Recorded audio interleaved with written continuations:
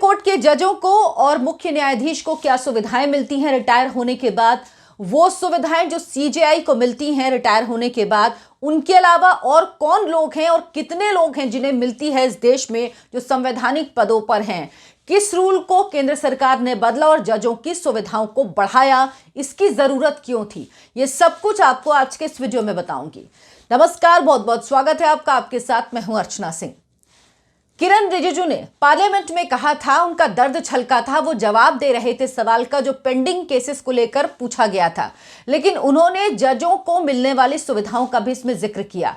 उन्होंने कहा कि जजेस रूल 1959 में बदलाव किया गया और जजों को तमाम सुविधाएं दी गईं, जबकि एक मंत्री को रिटायर होने के बाद सिर्फ और सिर्फ सांसद के रूप में जो पेंशन होती है वही मिलती है। लेकिन जजेस को, सुप्रीम कोर्ट के जो जज हैं या मुख्य न्यायाधीश हैं, रिटायरमेंट के बाद उनको तमाम सुविधाएं मिलती हैं।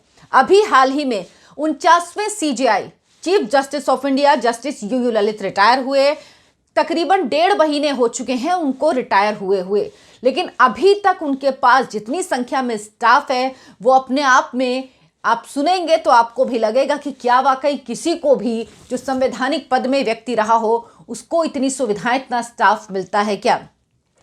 तो जस्टिस यू ललित को रिटायर हुए तकरीबन 1.5 महीने हो चुके हैं, लेकिन अभी भी उनके पास 28 सपोर्ट स्टाफ है।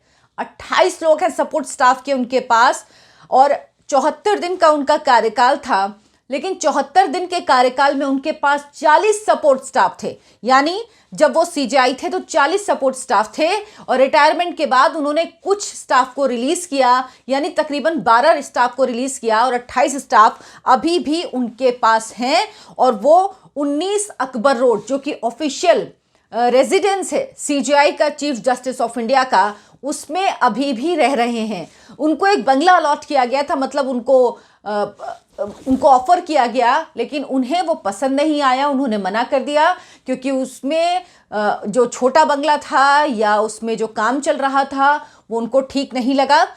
और अब जस्टिस डीवाई चंद्रचूड़ जो चीफ जस्टिस ऑफ इंडिया हैं, उन्होंने मन बनाया, उन्होंने कहा है कि वो 19 अकबर रोड में शिफ्ट होंगे।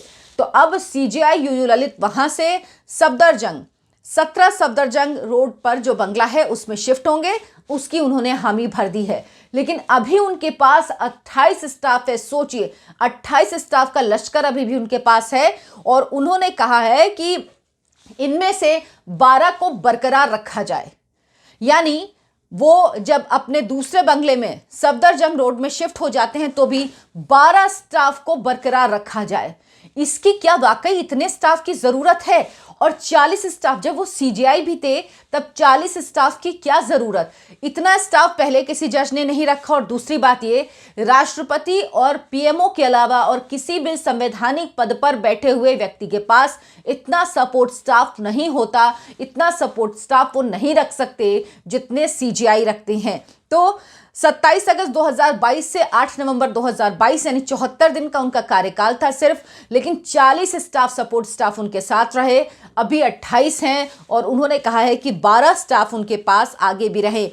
इसमें से जो कुछ स्टाफ हैं वो बीवीजी इंडिया के कर्मचारी हैं, जो कि सुप्रीम कोर्ट ने जिन्हें अपॉइंट किया हुआ है साफ सफाई और रखरखाव के लिए, आउटसोर्स करता है बीवीजी इंडिया से, वो आउटसोर्स करता स्टाफ। इसके भी कुछ लोग अभी सीजेआई, पूर्व सीजेआई यू ललित के पास हैं, और वो अभी इनको अपने पास ही रखे हुए हैं। इसकी प्रक्रिया क्या होती है? जो सुप्रीम कोर्ट के जज या चीफ जस्टिस जब रिटायर होते हैं तो अगर वो दिल्ली में होते हैं तो सुप्रीम कोर्ट, और अगर वो अपने होम टाउन जाकर रहना चाहते हैं तो वहां पर जो हाई कोर्ट है वहां का, वो उनके आवास का इंतजाम करता है, वो उनके रहने का इंतजाम करता है। उनके लिए जो तय मानक हैं उसके अनुसार उन्हें घर दिया जाता है। जो चीफ जस्टिस हैं वो रिटायरमेंट के बाद एक डोमेस्टिक हेल्प उन्हें मिलती है, जूनियर कोर्ट अटेंडेंट के समकक्ष होता है वो, और साथ ही साथ एक स्टाफर होता है जो जूनियर कोर्ट अटेंडेंट के समकक्ष वो भी होगा। साथ ही सेक्रेटेरियल असिस्टेंट होता है, उनको मिलेगा, जो सुप्रीम कोर्ट के ब्रांच ऑफिस के समकक्ष होगा। ये स्टाफ उनको मिलेगा। उन्होंने 12 स्टाफ की मांग की है, इस तरह की बात कही गई है। इसी तरह जब सुप्रीम कोर्ट के जज रिटायर होते हैं तो उनको एक डोमेस्टिक हेल्प मिलती है, एक स्टाफर मिलेगा। रिटायर होने के बाद 6 महीने के लिए उन्हें टाइप 7 का बंगला मिलता है, टाइप 7 आवास मिलता है और जिसका रेंट नहीं लिया जाता। यानी रिटायर होने के 6 महीने तक भी वो टाइप 7 बंगलों में रह सकते हैं और उसका रेंट उनसे नहीं लिया जाता और 5 साल तक उन्हें सुरक्षा भी दी जाती है। दरअसल 2022 में जजों को मिलने वाली सुविधाओं को बढ़ाया गया था और वो बढ़ाया था 1959, जो जजेस रूल 1959 है उसमें बदलाव करके केंद्र सरकार ने बढ़ाया था। पूर्व सीजेआई को डोमेस्टिक हेल्प, ड्राइवर और ऑफिस से जुड़े कामकाज के लिए एक अन्य स्टाफ की ही सुविधा पहले थी।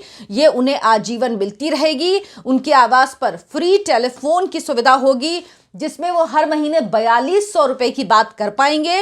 हालांकि इससे पहले सीजेआई को टेलीफोन खर्च के मद में हर महीने 70,000 रुपए और पूर्व जजों को 39,000 रुपए टेलीफोन का खर्च 70,000 और 39,000 मिलता था, जो अब कम किया गया है, अब 4200 है। तो सुविधाएं बढ़ाई गई हैं, लेकिन ये टेलीफोन मद का कम किया गया है पैसा। वैसे भी ये बात समझ से परे है कि जब कोई पद से चला गया तो उसको इतनी सारी सुविधाएं क्यों मिले। और जस्टिस यूयू ललित जब वो सुप्रीम कोर्ट में चीफ जस्टिस ऑफ इंडिया बने तो उन्होंने कई चीजें ऐसी करी जिससे लगा कि वो एक एग्जाम्पल सेट कर रहे हैं। लेकिन जब 40 स्टाफ और रिटायरमेंट के 1.5 महीने बाद भी अगर 28 स्टाफ वो रखेंगे तो वाकई जनता इस बात को पूछती है और जनता जानना चाहती है कि ऐसी सुविधाएं क्यों मिलती हैं। क्या जो तय मानक हैं उनका पालन करना उनके लिए जरूरी नहीं है? क्या वो अपने हिसाब से चीजें कर सकते हैं? और सोचिए, वो मांग कर रहे हैं कि 12 स्टाफ उनके पास रहें जब वो शिफ्ट हो जाएं सफदरजंग वाले बंगले में। तो 12 स्टाफ की क्या जरूरत है किसी व्यक्ति को?